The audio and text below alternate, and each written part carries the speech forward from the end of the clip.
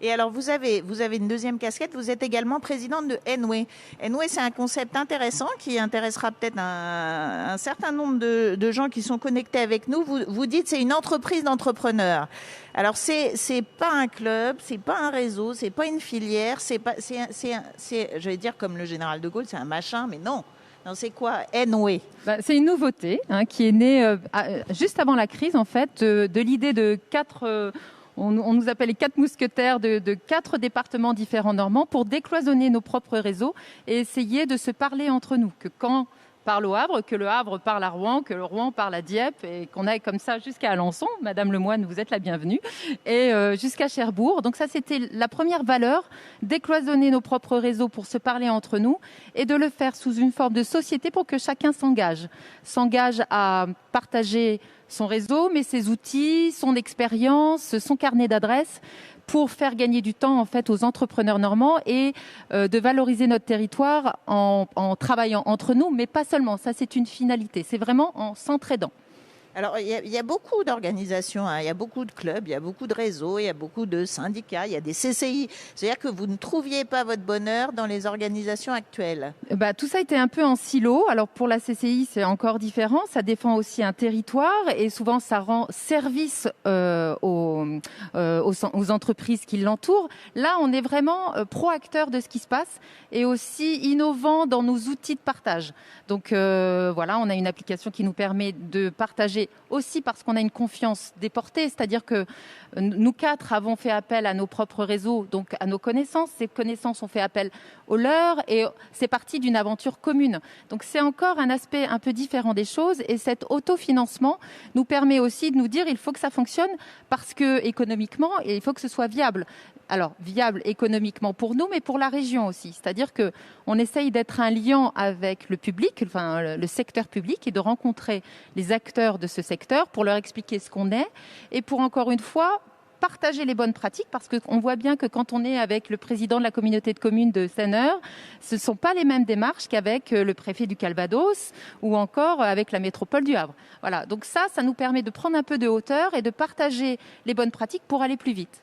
Et alors, est-ce que ça a été un amortisseur pendant la crise à partir de mars? Parce qu'on parlera tout à l'heure avec Tanguy Roudot qui avait envie d'évoquer ce sujet, c'est de l'isolement des entrepreneurs en pleine crise, c'est quelquefois très très dur. Est-ce que vous avez senti qu'il y avait un espèce de cocon protecteur là?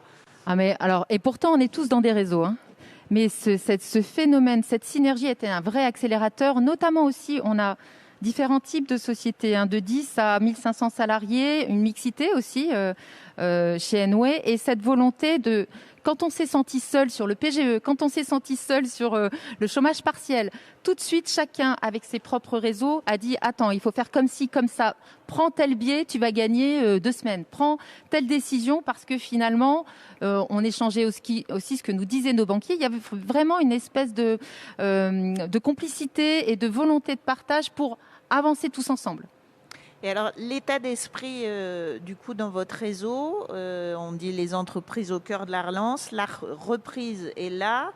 Et si elle ne l'est pas, quel est votre degré de confiance sur l'échelle de Richter Alors, on est très confiant. On a des inquiétudes qu'on a levées aussi, qui sont sur les matières premières et sur une reprise qui va. Enfin, pour nous, la reprise est là bientôt, et on va avoir un souci d'embauche, de recrutement. Donc, on sait aussi partager une plateforme de CV. À chaque fois qu'on a un bon CV, qu'on en a un deuxième, le deuxième, il reste bon, puisque vous l'avez quand même sélectionné dans la shortlist. On le partage. On partage aussi nos expériences d'emploi passerelle. Le groupe L'Exovien l'a très bien fait, va venir partager avec nous la façon dont il l'a monté. Voilà, encore une fois, on a détecté deux points de vigilance que sont les matières premières, la hausse des prix et la pénurie de main-d'œuvre. Et elle est sur votre degré de confiance? Notre degré de confiance, il est à 80-85%. Vraiment, on est très optimiste. Très optimiste. Il suffit de regarder ce qui se passe dans le monde aussi. Ce qui était à l'arrêt aujourd'hui, enfin, avant nous, a redémarré très fort en Asie. On va forcément avoir cette vague-là chez nous à un moment donné. Il faut rester très confiant. Enfin, sinon, on n'est pas entrepreneur. Et alors, Frédéric Dabi, tout à l'heure, parlait de l'optimisme des Normands, de l'optimisme assez spectaculaire, hein, 2 tiers de Normands confiants dans l'avenir de leur région. Du coup, quel intérêt est-ce que vous voyez, vous, d'être localisé dans cette région? Parce que là, vous représentez des entreprises qui viennent des 5 départements aussi. Des 5 départements, d'abord la qualité de vie. Nous aussi, en termes d'attractivité pour le recrutement, c'est très fort. On l'a vu même dans le Pays d'Auge où finalement les ventes de maisons ont été fulgurantes puisque les Parisiens sont aussi venus avec des talents chez nous par le télétravail. Le télétravail est aussi un puissant vecteur d'innovation et de développement digital. L'Orne s'attache énormément à développer sa fibre très vite. Donc tout ça est un cercle vertueux en fait.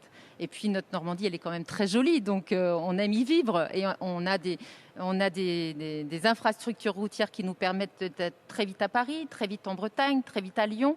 Voilà, il faudra aussi développer tout ce qui est transport fluvial. On en parlait ce matin dans votre première intervention et transport sur rail. Voilà, il y a plein de choses à y faire et nous, on est très attachés à aider à ce développement.